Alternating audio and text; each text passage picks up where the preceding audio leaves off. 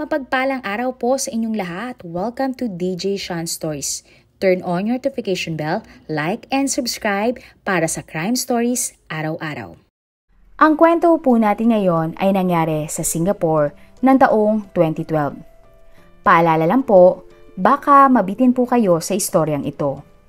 Dahil wala pong formal at malalim na eksplanasyon kung bakit nangyari ang krimen. Dahil sa huli, ang hinihinalang sospek ay namatay din. Ito ay kwento ng isang Pilipina na natagpuan sa loob ng isang motel sa Singapore. Nakita siyang wala ng buhay kasama ang kanyang Bangladeshi na boyfriend. Ito nga ay sina Rezilyn at Muhammad. Ang Pilipina ay kinilalang si Rezilyn Villegas, 33 years old, na taga Tagudin, Ilocos Sur. Siya ay may 3 anak sa Pilipinas mula sa una niyang kinakasama at ang mga ito ay nasa pangangalaga ng tatay ng mga bata. Nagtatrabaho si Rezilyn sa Singapore bilang domestic helper at halos 6 na taon na siyang nagtatrabaho doon. At nang mangyari nga ang insidente, siya ay halos 1 taon na rin sa kanyang kasalukuyang employer. Ang kanyang amo ay isang matandang babae at may 2 anak ito. Mabuti ang mga employer ni Rezilyn sa kanya at binibigyan siya ng tamang day off. Si Rezilyn ay kilala bilang Rezi ng kanyang mga kaibigan. Siya ay may almost 1,600 na mga kaibigan sa Facebook at regular siyang nag-update ng mga picture niya at ng kanyang mga kaibigan. Tuwing linggo at day off ni Rezilyn, siya ay madalas na lumalabas kasama ang mga kaibigan. Sinasabing nagkakilala sina Rezilyn at Muhammad ng August 2011 at simula daw noon ay hindi na nga masyado nakikihalubilo si Rezilyn sa kanyang mga kaibigan. Halos 10 taon ang agwat ng edad ng dalawa. Si Muhammad Sumon Lutfar ay 22 years old mula sa Bangladesh. Single siya at halos 4 na taon na siyang nagtatrabaho sa Singapore para sa isang kumpanya ng aircon. Ayon sa mga kasamahan ni Muhammad, marami na raw itong naging girlfriend na Indonesian at mga Pilipino. Inilarawan si Muhammad ng kanyang mga kilala bilang isang easygoing na lalaki at hindi gaanong nagbabahagi tungkol sa kanyang personal na buhay. Si Muhammad ay pinaniniwalaang nagtapos sa Dhaka College, Bangladesh. Ayon sa mga websites, isa ito sa mga top universities sa Bangladesh. Si Muhammad din ang may pinakamahusay na magsalita ng Ingles sa 30 na manggagawa ng kanilang kumpanya. Ayon sa mga ulat, nagsimulang maging matatag ang relasyon ni Rezilyn at Muhammad makalipas lamang ang ilang buwan. Makikita daw sa dalawa na puno sila ng pagmamahalan at nagpalitan pa nga ng mga engagement ring. Binigyan pa nga daw ni Muhammad ng isang silver necklace si Rezilyn. Dagdag pa sa mga reports, isang beses daw ay nagpost pa nga ng mga mensahe si Muhammad at Rezilyn sa kanilang mga Facebook wall na nagpapahayag ng kanilang pagmamahal sa isa't isa. Ang post ni Rezilyn ay naglalaman ng "Dun ka sa tao na hindi lang proud at masaya na kasama ka, kundi dun sa willing mag-risk at magbigay ng effort para lang makasama ka." Samantalang ang post naman daw ni Muhammad ay, "I'm madly in love with." Pero ayon sa mga malalapit na kaibigan ni Rezilyn, ang dalawa daw ay madalas na mag-away. At sinabi daw ni Rezilyn sa kanila na gusto na nitong tapusin ang relasyon nito kay Muhammad. Ayon naman sa mga kasamahan ni Muhammad, hindi tulad daw ni Rezilyn na sinasabi sa mga kaibigan nila na siya ay engaged na. Si Muhammad daw ay itinago sa kanila na ito ay may karelasyon. Wala daw silang idea na mayroon pala siyang kasintahan. March 4, 2012, bandang 11:40 ng gabi, natuklasan ng isang empleyado ng Summer Hotel ang 2 labi na magkasintahan.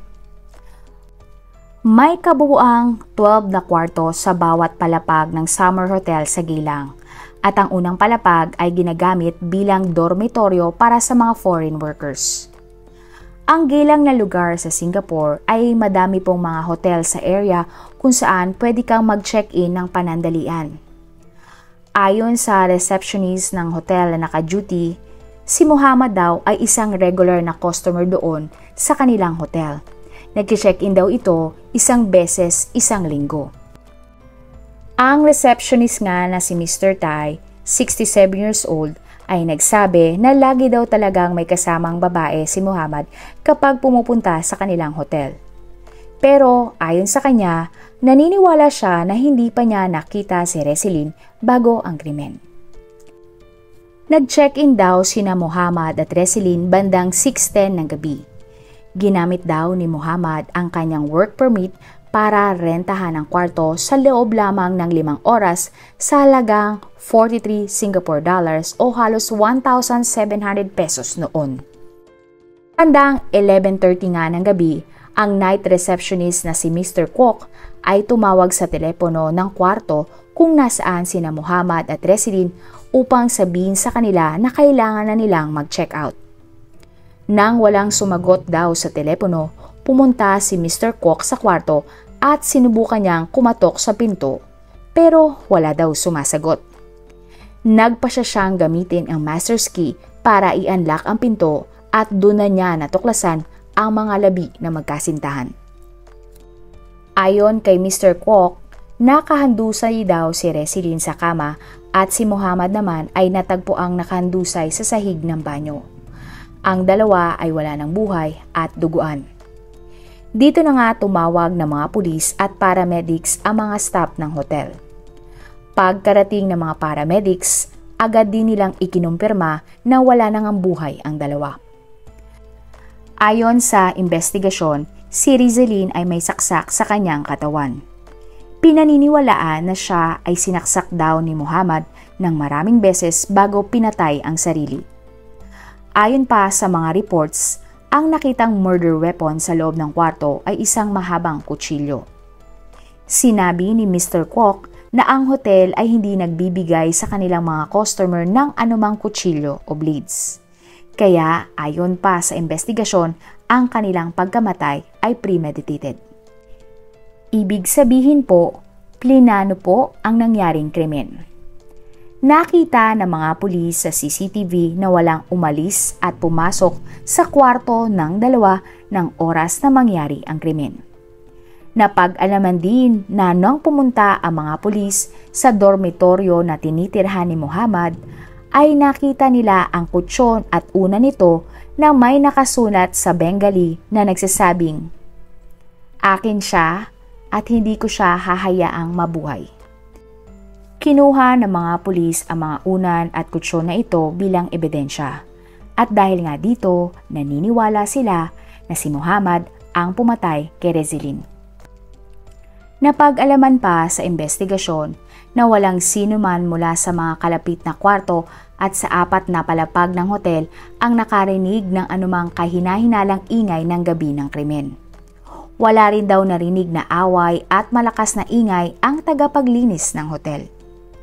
Sa araw ng pagkamatay ni Resilin, ay normal naman daw ito at nagpost pa nga sa social media ng kanyang picture kasama si Muhammad 1 oras bago sila mag-check-in sa hotel.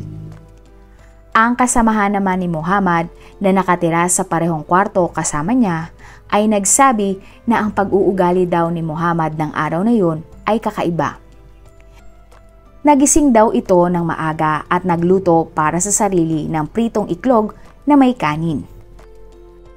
Pagkatapos ay pumunta daw si Muhammad sa isang moske, isang bagay na hindi pa nagawa nito. Ang biktima at ang kanyang ina. Ayon sa malalapit na kaibigan ni Resilin, ang relasyon ng biktima sa kanyang ina na si Matilde ay hindi maganda sa maraming taon.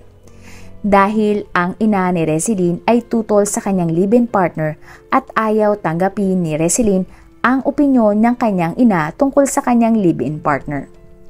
Hindi na po nabanggit at nalinaw sa mga reports kung ang sinasabing live-in partner ay ang ama ng 3 anak ni Resilin. Pero kalaunan nga, nagsimulang lumabas ang mga chismis tungkol sa live-in partner ng biktima. At nakitang may kasama itong ibang babae at nalaman din na kasal na pala ito sa iba bago pa makipagrelasyon kay Resilyn. Nalaman ito ni Resilyn habang siya ay nagtatrabaho sa Singapore. At dahil nga dito ay nagkasundo silang mag-ina dahil may katotohanan pala ang sinasabi niya sa kanya. Nagkasundo ang mag-ina na unang bahagi ng 2012, ang taon din kung kailan namatay ang biktima. Sina Resilyn at Matilde ay regular na nagtatalawagan sa telepono upang mag-usap. Sinabi rin ni Resilyn sa kanyang ina ang tungkol nga kay Muhammad. At huling beses niyang nakita ang anak noong taong 2007 bago ito mag-abroad. Ayon kay Matilde, natigilan daw siya nang marinig ang balita ng pagkamatay ng kanyang anak na si Resilyn. Dagdag pa niya, gusto nilang makitang pamilya ang opisyal na ulat ng mga pulis na maaaring magpaliwanag sa mga nangyari na humantunga sa pagkamatay ng kanyang anak. Ayon naman sa tita ni Resilyn na si Fatima, nasabi na sa kanila ni Resilyn na gusto niyang pakasalan si Muhammad noong June 2012. Kaso natatakot daw ito sa mga chismis kapag siya ay umuwi. March 8, 2012, dinaos nga ang misa sa libing para kay Resilyn sa Pilipinas. Sobrang nalungkot ang pamilya ni Resilyn na uuwi na ito ng walang buhay. At nakakalungkot pa nga ay katatapos lang nilang magbati ng kanyang ina. Ayon naman sa kapatid ni Resilyn, nagpadala pa daw ito ng halos 10,000 pesos para sa down payment sa isang motor. Sa iba't ibang ulat at panayam sa mga miyembro ng pamilya ni Resilyn, marami ang nagdududa sa deklarasyon ng mga otoridad ng Singapore na si Resilyn daw ay posible na nagpakamatay o pinatay ni Muhammad. Ang mga huling update kasi sa Facebook ng dalawa ay naglalarawan na itong dalawa ay mukhang masayang magkasama. Pero ayon naman sa mga pulis na nag-imbestiga ng krimen, naniniwala silang walang foul play sa nangyari at si Resilyn ay pinatay ng kanyang kasintahan at matapos nga ay nagpakamatay ito. Pero kung totoo man ito, ano po kaya sa tingin nyo ang dahilan ng lalaki para magawa niya ang krimen? O posible po kaya na may pumatay sa dalawa? Marami pong salamat sa inyong panonood. Huwag kalimutang i-follow at mag-subscribe din po kayo sa ating dalawa pang YouTube channel katulad ng Manila Boy Wonder Philippines at Tagalog Facts at Mysteries by DJ Sean. Mapagpalang araw po. Hanggang sa susunod na episode, salamat po sa lagi niyo pong pagtutok araw-araw. God bless everyone!